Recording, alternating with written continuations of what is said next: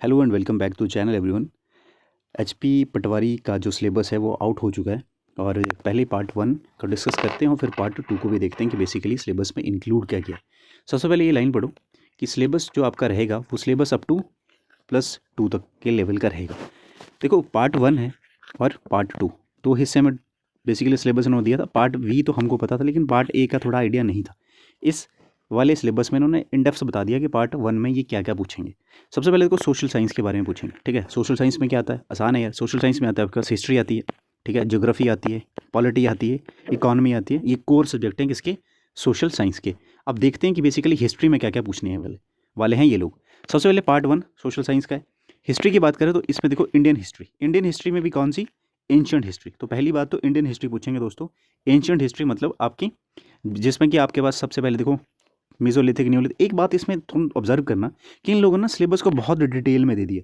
इसका एक फ़ायदा ये है कि आपको प्रिसाइजली चीज़ें पता होनी चाहिए कि बेसिकली दिया गया है। सिलेबस इन डिटेल होने का मतलब ये है, देखो सिलेबस बहुत बड़ा है, ठीक है। देखने वाले तुमको फर्स्ट उसमें लगेगा कि यार इतना ज़्यादा सिलेबस कब पढ़ेंगे, लेकिन एक्चुअल में देखा जाए तो उन्होंने इन डिटेल में दे दिया कि अच्छा ठीक है, मेसोलिथिक, न्यूलिथिक, ठीक है, पैलियोलिथिक टाइम क्या होगा, ह्यूमन की प्री हिस्ट्री का टाइम सारा ये, ठीक, कॉपर एज, फिर उसके बाद ब्रॉन्ज एज, फिर आयरन एज। तो इसको हम एक ही टॉपिक में पढ़ते हैं टेक्निकली देखा जाए तो। उसका इंडस वैली सिविलाइजेशन, इसमें देखो principal archaeological site, urban planning, तो है तो पार्ट इंडस वैली सिविलाइजेशन का ही, ठीक है। जिसमें तुम प्रिंसिपल आर्कियोलॉजिकल साइट पढ़ते हो, उनकी अर्बन प्लानिंग किस तरह से थी, एक्सटर्नल एंड इंटरनल ट्रेड किसके साथ था, आर्टिस्टिक अचीवमेंट्स क्या थी, इंडस्ट्रीज क्राफ्ट क्या था इनका, बेसिकली है क्या ये इंडस वैली सिविलाइजेशन। देखो यहाँ से यहाँ तक इंडस वैली सिविलाइजेशन ही दी है सारी। उसके बाद मॉडर्न एम्पायर है, तो इन्होंने डिटेल में दिया है। हालांकि सिलेबस आपका उतना ही है लेकिन थोड़ा सा डिटेल में इसको इन्होंने एलेबोरेट करके दिया। तो एक बात तो ये होगी, तुमने एंशिएंट हिस्ट्री पढ़नी है। सेकंड आपके पास आता है मिडेवल हिस्ट्री, वैसे ये भी दिल्ली सल्तनत वाले, ठीक है। और आपके पास टर्किश इन्वेजन किस तरह से रहे, तो ये सारा बेसिकली क्या है, मिडेवल हिस्ट्री का पार्ट है। उसके बाद अगला पार्ट है आपका मॉडर्न हिस्ट्री। और मॉडर्न हिस्ट्री में जो हम आमतौर पर पढ़ते हैं एग्जाम के लिए वही है कि यूरोपियन कंपनीज का इंडिया में किस तरह से आई, ठीक है। चाहे फ्रेंच है, डच है, चाहे आपके पास ईस्ट इंडिया कंपनी है, फिर उसका रिवॉल्ट 1857 का, तो ये जनरली तुम पढ़ते हो, ठीक है। फ्रीडम स्ट्रगल की मूवमेंट स्टार्ट हो जाएगी जिसमें कि डिफरेंट डिफरेंट जो देखो home rule league, Champaran movement, तो एक एक मूवमेंट है लेबोरेटरी करके लिखा हुआ, इसलिए थोड़ा सिलेबस बड़ा सा लग रहा है। फिर वही बता रहा हूँ। अब ये सारी चीज़ें आप लोग बेसिकली क्या करोगे। अब इसमें ना एक पार्ट ये थोड़ा अलग सा लग रहा है कि यूरोपियन हिस्ट्री, तो हिस्ट्री में भी इन्होंने सेग्रीगेट कर दिया कि यूरोपियन हिस्ट्री भी आपको पढ़नी पड़ेगी, जिसमें फ्रेंच रेवोल्यूशन की बात है, इंडस्ट्रियल रेवोल्यूशन की बात है, यूनिफिकेशन ऑफ जर्मनी की बात, देखो यूनिफिकेशन ऑफ इटली। अब देखो यार तुमने ना, ऐसा तो है नहीं डिस्क्रिप्टिव पेपर है जो तुमको डिटेल में पढ़ के जाना है। आप लोगों को तो फैक्ट्स ही देखना है ना, ठीक है, कि यूनिफिकेशन जर्मनी की कब हुई, इंडस्ट्रियल रेवोल्यूशन हुई कब, एरिया कौन से थे, ठीक है। ये सारी फ्रेंच रेवोल्यूशन के पीछे कारण क्या थे, क्यों हुई, तो ये इसके पीछे ना वट कब हुई, ठीक है, क्या है, ठीक है, वट व्हेन, ये व्हेन तुमको ज़्यादा इंपॉर्टेंट है इस केस में, ठीक है। व्हेन जो है कब हुई, ये बहुत इंपॉर्टेंट रहेगा इन पेपर के लिए जो वनडे एग्जाम्स होते हैं, क्योंकि डेट स्पेसिफिक ही पूछी जाती है इन पेपर में, ठीक है। सेकंड वर्ल्ड वॉर, ठीक, कारण नाजी अपने पास जर्मनी के बारे में, ठीक है, इटली के बारे में, ठीक है, मुसोलिनी के बारे में पढ़ना तुमने, कैसे वो जर्मनी में हिटलर आ गया, तो ये कैसे पढ़ोगे। फिर एंड में आता है आपका यूएनओ, ठीक है। यूएनओ कब बना, क्यों बना, 1945 में बना, इसको डिटेल में देखेंगे यूएनओ क्यों बनता है, ठीक है। अब कहानी होगी ज्योग्राफी की। एक तो तुमने हिस्ट्री पढ़ ली, उसके बाद आता है आपका ज्योग्राफी। ज्योग्राफी में भी देखो पहली बात लिखी इंडियन ज्योग्राफी, तो मतलब इंडियन ज्योग्राफी भाई साहब दबा के पूछने वाले हैं लोग। इंडियन में साइज एंड लोकेशन क्या है, इंडिया कहाँ पे स्थित है, नॉर्थ हेमिस्फीयर में, ईस्टर्न नॉर्थ हेमिस्फीयर में, इक्वेटर के ऊपर को है, ठीक है। इंडिया एंड वर्ल्ड, भारत में वर्ल्ड की क्या पोजीशन है, इंडिया उसके नेबरर्स कौन कौन से है, पाकिस्तान है, अफगानिस्तान है, ठीक है, ऊपर को सारा वो इन डिटेल पढ़ेंगे। फैक्चुअल डाटा है बेसिकली सारा। Physical feature of India, India के फिजिकल फीचर, तो फिजियोग्राफिक डिवीजन के ऊपर को हिमालयस पढ़ोगे, बीच में आपके पास बड़े बड़े मैदान आते हैं, फिर आपके पठार के एरिया था, देखो फिजियोग्राफिक डिवीजन को भी एलेबोरेट करके दे दिया पूरा यहाँ तक। फिर हिमालयन नदियाँ पड़ेंगी जिसमें गंगा है, ब्रह्मपुत्र है, पठार की नदियाँ पड़ेंगे, नर्मदा है, ताप्ती है, ये सारा बेसिकली बहुत आसान है, क्लियर हुआ, डिफिकल्ट नहीं, खाली लिख रहा है बहुत बड़ा बड़ा। अब इसके बाद देखो सारे इंडियन ज्योग्राफी को खत्म करने के बाद आपके पास अगला आता है universe and solar system. Universe और सोलर सिस्टम से भी कुछ क्वेश्चन आएंगे, जैसे लिथोस्फीयर होगा, रॉक्स किस तरह से बनती हैं, आसान, बहुत ही लड्डू, ठीक है। आपके पास टाइप ऑफ रॉक्स, रॉक्स कितने प्रकार की होती है, आपको सभी को बताओगे, इग्नियस है, मेटामॉर्फिक है, आपके पास सेडिमेंट्री है, ठीक है, ये सारी रॉक्स है, वॉल्केनो, अर्थक्वेक से वेव्स निकलती हैं, बहुत ही ज़्यादा आसान है, क्लियर हुआ। कुछ वीडियोज़ मैं अपलोड भी कर दूंगा 2-4 दिनों में इस कंपोनेंट की, तो मेरे पास ऑलरेडी है एग्जिस्टिंग, ठीक है, मेरी बात समझ लो। अब बस एग्रीकल्चर है, एग्रीकल्चर एंड फूड क्रॉप्स है भाई। एग्रीकल्चर एक अनदर कंपोनेंट है, ज्योग्राफी के अंदर ही आता है। इसमें भी तुम एक एक चीज़ को पढ़ोगे, हार्वेस्टिंग से लेकर के आपके एग्रीकल्चर के टाइप किस तरह से होते हैं। देखिए इसमें देखो प्रीमेटिव एग्री सब्सिस्टेंस है, इंटेंसिव है, कमर्शियल है, क्या है, सारा आसान है, बहुत आसान है, क्लियर हुआ। अगर बात करें इकोनॉमिक्स की, अब इकोनॉमिक्स देखो, डेवलपमेंट है, सेक्टर ऑफ इंडियन इकोनॉमी है, मनी एंड क्रेडिट है जिसमें तुम बैंक्स के बारे में पढ़ोगे, ठीक है। इसमें सेक्टर में प्राइमरी, टर्शरी, सेकेंडरी सेक्टर के बारे में पढ़ते जाओगे। उसके बाद आपके पास ग्लोबल इंडियन इकोनॉमी ग्लोबलाइज किस तरह से, एलपीजी रिफॉर्म्स के बाद क्या इंपैक्ट आए, तो ये सारा देखोगे तुम। देखो सारी का कहानी वही है जो आपकी इकोनॉमी में होती है। कंज्यूमर राइट्स के बारे में पूछा जाएगा, ठीक है। चैलेंजेस क्या, हमारे पास पॉवर्टी एक टॉपिक है। तो ये सारे वही टॉपिक है दोस्तों जो आपके एक्चुअल एग्जाम में पूछे जाते हैं।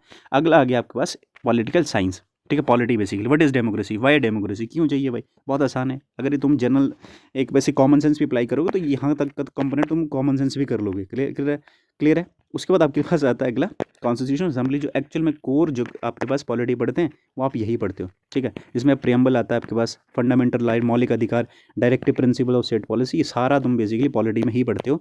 एक्स्ट्रा आपको ये पढ़ना पड़ेगा दोस्तों, डेमोक्रेटिक पॉलिटिक्स पढ़नी पड़ेगी, पावर शेयरिंग बेल्जियम और श्रीलंका में, ठीक है। उसके बाद ये अपने पास देखो देखो दोनों बेल्जियम और श्रीलंका के थोड़ा सा इन्होंने एक्स्ट्रा करके दे दिया तुमको, ठीक है। फेडरलिज्म क्या है, क्यों है, ठीक है। इसके बाद देखो gender, religion, caste and gender politics क्या है इंडिया में, ठीक है। तो पॉलिटिकल पार्टीज़ के बारे में, आउटकम ऑफ डेमोक्रेसी, तो ये सारा बेसिकली आसान सा ही है। डिटेल में दिया सिलेबस की थोड़ा सा बड़ा लग रहा है। उसके बाद अगला कंपोनेंट आता है सोशल साइंस के बाद मैथमेटिक्स। मैथमेटिक्स में नंबर सिस्टम है, ठीक है। मैथ में एलेबोरेटली बताया, होल नंबर इन टीजर्स बताए हुए, ठीक है। फ्रैक्शन, डेसिमल, परसेंटेज पढ़नी है, बेसिक अलजेब्रा पढ़ो, ठीक है। पॉलिनोमियल के बारे में पढ़ो कि कौन से पॉलिनोमियल होते हैं। ये देखो factor, remainder and factor theorem तो 9th 10th का सिलेबस है सारा ही, ठीक है। लीनियर इक्वेशंस एंड बेसिकली ये तो एडवांस लेवल पे जाएगी, लेकिन स्टार्टिंग 9 से हो जाता है। Linear equations and linear equation, two variable से क्वाड्रेटिक इक्वेशंस आ गई, अर्थमेटिक एपी आ गई, उसके बाद रेशियो और प्रोपोर्शनल वेरिएशन आ गई, बेसिक ज्योमेट्री पढ़नी है भाई। उसके बाद ट्राइंगल्स के बारे में ज्योमेट्री होगी, ठीक है। उसके बाद ज्योमेट्री चली हुई है सारी आपके पास। नेक्स्ट आपके सर्विस एरिया, ठीक है, क्वाड्रेटिक ज्योमेट्री, ठीक है। ट्रिग्नोमेट्री आ गई उसके बाद, ठीक है। तो ट्रिग्नोमेट्री के पास आपके पास डीआई आती है, स्टैटिस्टिक्स, आपका प्रोबेबिलिटी आ गई। और नेक्स्ट वी हैव ये सबसे पहले time and work, mensuration, exponent of power, direct आपके पास direct and inverse proportion, factorisation and time and work. अगला कंपोनेंट हो गया साइंस। तो अभी तक दो कंपोनेंट, एक सोशल साइंस कर ली, एक मैथ कर लिया, ठीक है। दो कंपोनेंट ये हुए। तीसरा कंपोनेंट था साइंस का। साइंस में सबसे पहले देखो, साइंस के बारे में देखो तो जनरल साइंस सारी, ठीक है। किस तरह से आपके पास बायोलॉजी, फिर आपके फिजिक्स स्टार्ट होगी, फिर उसके बाद हीट की फिजिक्स स्टार्ट होगी, दोस्तों केमिकल चेंजेस मतलब केमिस्ट्री स्टार्ट होगी, ठीक है। फिर से फिजिक्स है आपके पास, फिजिक्स, ठीक है। क्रॉप मैनेजमेंट, फिर बायोलॉजी का कुछ कंपोनेंट, बॉटनी का कुछ कंपोनेंट, और सारा बेसिकली जनरल साइंस भी तुमको पूछी जाएगी इस पर्टिकुलर एग्ज़ाम में। तो एक सिलेबस बहुत ही ज़्यादा नहीं कहूँगा, लेकिन ठीक है, मतलब जो सिलेबस होता है वही है। थोड़ा सा ज़्यादा इन्होंने एक एक चीज़ को मेंशन करा हुआ है। देखो मोशन फिजिक्स है सारी, केमिकल रिएक्शन इक्वेशन सारी, केमिस्ट्री आ गई। और अगला कंपोनेंट आता है आपका, चौथा कंपोनेंट है इंग्लिश। इंग्लिश में देखो word, power, sentences, subject, predicates, articles हैं, ठीक है। नंबर, जेंडर है, पंचुएशंस हैं, क्या सारी नाउन्स, प्रोनाउंस जो होते हैं, नॉन फाइनाइट वर्ब्स, ठीक है। Adjective, preposition, conjunctions, error correction करनी है, इडियम, मॉडल्स, ठीक है। सब्जेक्ट, वर्ब, एग्रीमेंट, तो सारा जो बेसिक ग्रामर होता है वहाँ से ये सारा पोर्शन आएगा, पोर्शन 4th। नेक्स्ट आता है आपके पास पार्ट 4-5 आपके पास हिंदी के बारे में। पार्ट 5 आपका हिंदी के बारे में बात करता है, जिसमें बेसिक व्याकरण जो आपके पास हिंदी का, सर्वनाम, संज्ञा, सारा ये पूछा जाएगा, मुहावरे, लोकोक्तियाँ, समास वगैरह सारे इस पर्टिकुलर उससे आएंगे। और एक जो अपने पास छठा कंपोनेंट बचा पार्ट ए में, वो है कंप्यूटर का। तो कंप्यूटर के जितने भी आपके पास बेसिक कंप्यूटर है वो सारा तुमको यहाँ पूछा जाएगा। तो पार्ट ए की बात करें तो पार्ट ए में अभी तक हमने ये देखा कि आपको सोशल साइंस पूछी जाएगी, जिसमें फिजिक्स है, केमिस्ट्री, सॉरी फिजिक्स केमिस्ट्री यहाँ आ गई इसमें। इसमें आपके पास जो सोशल साइंस का कंपोनेंट है, इसमें हिस्ट्री है, आपके पास ज्योग्राफी है, आपके पास पॉलिटी है, इकोनॉमी है। अच्छा, उसके बाद सेकंड पार्ट की बात करें तो आपके पास मैथमेटिक्स का पार्ट था, जिसमें मैथ पूछा जाएगा आपको। थर्ड पार्ट में आपको साइंस, जनरल साइंस थी, ठीक है, साइंस के बारे में पूछा गया। उसके बाद आपके पास हिंदी थी, फिर इंग्लिश थी, और लास्टली 6 जो था वो कंप्यूटर था। तो ये पार्ट 1 में पूछे जाने वाले सब्जेक्ट्स हैं। और पार्ट बी तो पहले जो लिया गया था बेसिकली वही है। पार्ट बी में एक एक्स्ट्रा कंपोनेंट आपको ये हिमाचल का दिखेगा। क्लियर हुआ डोमिनेट कि एचपीजी के जो आपको वो पार्ट बी में पूछा जाएगा। इसमें जनरल नॉलेज मेरे हिसाब से तो पार्ट बी में एचपीजीके का ज़्यादा कंपोनेंट होना चाहिए। क्लियर हुआ, क्योंकि पहले एचपीजीके इन्होंने निकाल दिया, एचपीजीके पहले में पूछा ही नहीं। इसमें करंट अफेयर भी आ जाएगा, तो पार्ट 1 में करंट अफेयर नहीं, यहाँ पे करंट अफेयर भी इंक्लूडेड है। एवरीडे साइंस भी है, लॉजिकल रीजनिंग जो थी पहले वो नहीं थी, यहाँ पे लॉजिकल रीजनिंग भी दी है।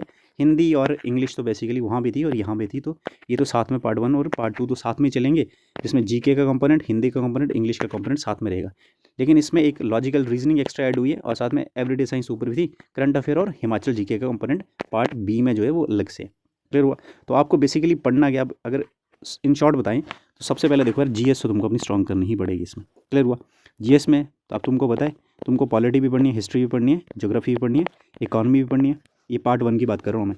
उसके बाद मैथ्स भी पढ़ना है भाई, उसके बाद इंग्लिश भी पढ़नी है, हिंदी भी पढ़नी है, कंप्यूटर भी पढ़ना है, और साथ में जनरल साइंस भी पढ़नी है। तो क्लियर हुआ, ये सारे सब्जेक्ट आपको पढ़ने पड़ेंगे। और ये पार्ट 1 के 6 सब्जेक्ट यहीं से आपका पेपर आएगा। और बात करें पार्ट 2 की, तो पार्ट 2 तो सारा ये है, जिसमें कि ये सारे के बाद आपको एक रीजनिंग पढ़नी पड़ेगी, साथ में रीजनिंग के साथ आपको एक HPGK और करंट का कंपोनेंट और पार्ट बी में आएगा। क्लियर हुआ। तो HPGK टोटल सब्जेक्ट देखें तो आपके पास पॉलिटी है, हिस्ट्री है, ज्योग्राफी है, इकॉनमी है। उसके बाद HPGK है, उसके करंट अफेयर्स हैं, हिंदी है, इंग्लिश है, ठीक है, आपके पास कंप्यूटर है और मैथमेटिक्स है। तो ये सारा बेसिकली आपका सिलेबस रहेगा इस बार पटवारी एग्जाम्स के लिए, ठीक है। जितने भी एग्जाम रहेगा पटवारी का उसका यही सिलेबस है। डिटेल में थोड़ा सिलेबस दिया गया, हालांकि डरने की कोई बात नहीं है। आप चीज़ों को देखो, पढ़ने का तरीका है। अगर तुम इस मेरे उस पर भी देखोगे तो बेसिकली आपको करना क्या है, देखो जीएस की हेल्प तो मैं कर सकता हूँ आप लोगों की। जीएस में आप लोगों ने क्या करना है, एक टॉपिक है बेसिकली, फॉर एग्जांपल इन्होंने टॉपिक दिया, ज्योग्राफी में एक टॉपिक दिया इन्होंने सोलर सिस्टम, ठीक है। अब सोलर सिस्टम का पहली बात, जो बच्चा पहली बार पढ़ रहा है उसको तो सोलर सिस्टम समझना है कि बिग बैंग कब हुआ, यूनिवर्स कैसे क्रिएट हो रहा है, ठीक है, फिर गैलेक्सीज क्यों बन रही हैं, सोलर सिस्टम क्या होता है, तो उसको तो इन डेप्थ पढ़ना जिसको नहीं पता है। उसके लिए तो वो वही लेक्चर देख लें, मैं अपलोड कर दूंगा लेक्चर 1-2 दिन में यहाँ से, तो आप वहाँ से देख सकते हो। लेक्चर देने के बाद मेरी ये रहेगा तुमको कि तुमको करनी एक्चुअल में रिवाइज। ये तुमको हर बंदा प्रोवाइड कर देगा, लेक्चर तो तुमको कहीं से भी देख सकते हो और हर बंदा तुमको प्रोवाइड भी करवा देगा, लेकिन चीज़ होती है रिवीजन की। तो रिवीजन के लिए आपको मेरी तरफ से 1 पेजर नोट्स रहेंगे, ठीक है। मैं तुमको माइंड मैप दूंगा, मतलब पूरा ही सिलेबस जो हम टॉपिक करेंगे उसको माइंड मैप के रूप में छोटा छोटा करके, स्मॉल नोट्स उसके बना करके रिवीजन के लिए मैं तुमको ये प्रोवाइड करूंगा। तो तुमको ये फाइनल चीज़ जो है ये रिवीजन के लिए। और जितनी बार जीएस पढ़ोगे दोस्तों, जीएस का एक ही तरीका है रिटेन करने का, that is revise revise and revise. तो जितनी बार रिवाइज करोगे उतना ही जीएस आपका स्ट्रांग होता रहेगा, ठीक है। टोटली फैक्ट्स होते हैं इसमें, फैक्ट तुमको याद करने के लिए बार बार रट्टा मारना ही पड़ेगा। और फाइनली जब तुमको रट्टा लग गया, ठीक है, तुमने कॉन्सेप्ट समझ लिया, सबसे पहले तो कॉन्सेप्ट समझोगे, सबसे पहले कॉन्सेप्ट को अंडरस्टैंड करोगे, you will understand the concept. अगर कॉन्सेप्ट तुम्हारा क्लियर हो गया, उसके बाद तुम क्या करोगे, उसको रिवाइज करोगे थ्रू माइंड मैप्स, ठीक है। तुमको कंटेंट दिया जाएगा, माइंड मैप्स दिए जाएंगे, उससे तुम रिवाइज करोगे और फाइनली तुम उसको प्रैक्टिस करोगे। तो ये जो CRP basically concept, revision and practice, तो CRP फार्मूला याद रखना कि CRP फार्मूला आपके जीएस के लिए बहुत हेल्पफुल होगा। C फॉर कॉन्सेप्ट को अंडरस्टैंड करो, R फॉर रिवाइज करो, P फॉर प्रैक्टिस करो। तो प्रैक्टिस करने के लिए आपको मैं MCQs फॉर्मेट में जो PYQs होंगे, ठीक है, चाहे जो भी पेपर है SSC से लेकर के आपका HP PSC जो भी एग्ज़ाम लेता है वो सारे HP CRC के जितने भी रिसेंट एग्जाम हुए उनके PYQs इंक्लूड करेंगे इसमें प्रैक्टिस मॉड्यूल में। कॉन्सेप्ट समझो, रिवाइज करो, MCQs प्रैक्टिस करो, you are good to go, ठीक है। तो जीएस आपको इस तरीके से करना है। अब आप अगर तुमको वीडियो हेल्पफुल लगती है तुम थोड़े बहुत लेक्चर देख भी सकते हो, ठीक है। इसमें मैं तुमको ऑलरेडी थोड़े बहुत लेक्चर में डाले भी, अगर तुम्हें हेल्पफुल लग रहे हैं तो देखो, तुम उनको प्रैक्टिस करो, समझ आ रहा है तो ठीक है। लेकिन मैं फिर वही बता रहा हूँ आपको, बहुत से लोग देखो, आपको ना सिर्फ MCQs पे नहीं जाना है। MCQs पे वही बच्चा जाएगा जिसने कॉन्सेप्ट पढ़े हुए, जिसको कॉन्सेप्ट ही नहीं आते, जिसको पता ही नहीं है कि डेमोक्रेसी क्या होती है, जिसको यही नहीं पता कि आपकी कॉन्स्टिट्यूशन जो है, संविधान जो है वो कैसे बना, उसमें संविधान असेंबली, कॉन्स्टिट्यूशन असेंबली का क्या योगदान था, कितने मेंबर से। वो लोग ये कॉन्सेप्ट समझें दोस्त पहले, फिर आप प्रैक्टिस करें। नहीं तो अगर तुम डायरेक्टली MCQ सॉल्व करने में लग गए ना, तो ठीक है, तुम्हारे कॉन्सेप्ट कभी क्लियर नहीं होंगे और जीएस कभी तुमको समझ ही नहीं आएगा। तो तुमको रट्टा ही मारना पड़ेगा, और रट्टा नहीं मारना है, जीएस को समझ के अंडरस्टैंड करके एक तरीके से सॉल्व करोगे। वही फार्मूला है, कॉन्सेप्ट करो, रिवाइज करो, CRP formula, concept, revise and practice, ठीक है। होपफुली तुमको चीज़ें समझ आई होंगी। और ये सिलेबस तुम टेलीग्राम चैनल से भी डाउनलोड कर लेना, नीचे अगर तुम किसी को डिटेल सिलेबस चाहिए इसको प्रिंट आउट करके निकाल के लगा सकते हो तुम। See you in the next video, thank you so much for watching.